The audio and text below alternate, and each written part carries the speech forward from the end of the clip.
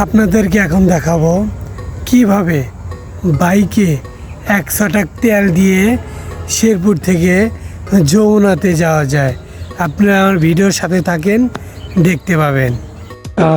আসসালামু আলাইকুম, সবাই কেমন আছেন? আপনাদের আজকে নতুন একটা জিনিস দেখাবো। 100 টাকা তেল দিয়ে যমুনা থেকে ঘুরে আসা যায়।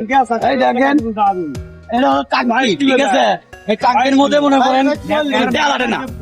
এই দেখেন, তেলের সিস্টেম দেখেন, এদিক দিয়ে সিস্টেম করছে কইরা এই যে তেল দিতেছেন, এই তেল দিয়ে যমুনা যাবো, তারপর আবার ফিরবো, ঠিক আছে? মানে এটা হচ্ছে এটা দিয়া এই মোটরসাইকেল ওটা দেখাও, এই মোটরসাইকেলের সাথে মনে করেন আমরা হচ্ছে বদল করবো, ঠিক আছে? বদল করে একবার দিয়ে দেবো, কোনো দামি দেওয়া নাই ভাই। ভাই আপনি হচ্ছে 400 টাকা তেল বলছে, ঠিক আছে? 400 টাকার তেলের মধ্যে মনে করেন 350 টাকা মনে করেন আছে,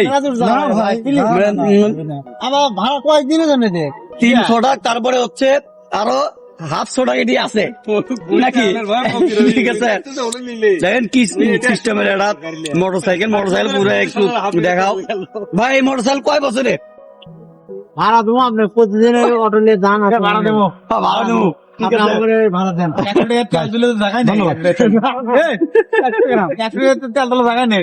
দেখতে পারলেন কি মোটরসাইকেল, সেই দারুণ মোটরসাইকেল।